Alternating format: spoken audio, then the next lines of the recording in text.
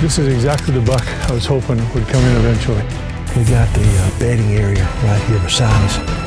Look at this brute. He's going down right there.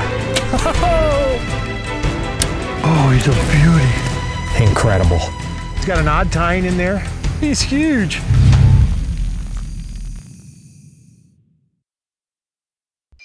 The Texas rut begins in early December when bucks start dogging and chasing estrus does. A Texas rut hunt can be very exciting, and it's not uncommon to see several shooter bucks in one afternoon sit. What drives me crazy about a big whitetail buck is the fact that they're not a dime a dozen. You know, for any given area, there may be one, maybe two mature bucks in the area.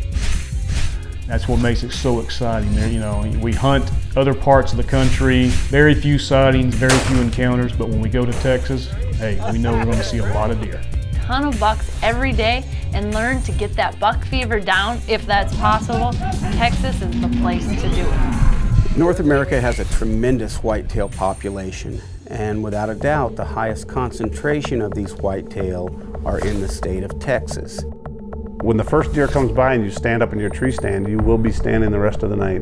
You know, you're not going to have time to sit down because you're always going to have eyeballs around you. 1.5-year-old, 2.5, even sometimes 3-year-old deer, they're going to let you get away with just a little bit more. But when you start moving up in age structure and you get to 4, 5, 6 or older in whitetail, your room for error is going to be a lot less. That's the time to be using all of that you've learned from the education of all these encounters. Right here is in its purest form right here. 7- and 8-year-old deer. What I love about Texas is the rut. In December, when the rut's all over in the Midwest, it's just getting started. And you don't have to be all bundled up like, shocking them guys up there in Canada. This is miserable.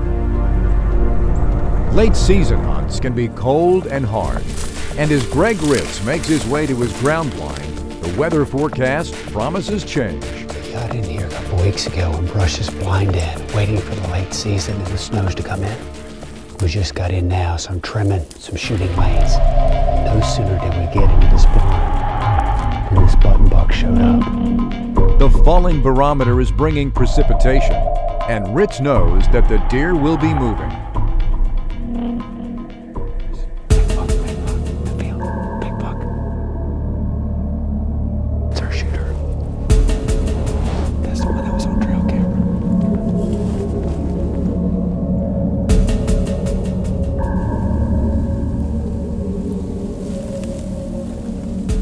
When TC's Whitetail Country continues, Greg Ritz sets his sights on a late-season Illinois buck. And coming up, meet Texas entrepreneur and big buck hunter Brian Zaitz. All this and more next on TC's Whitetail Country.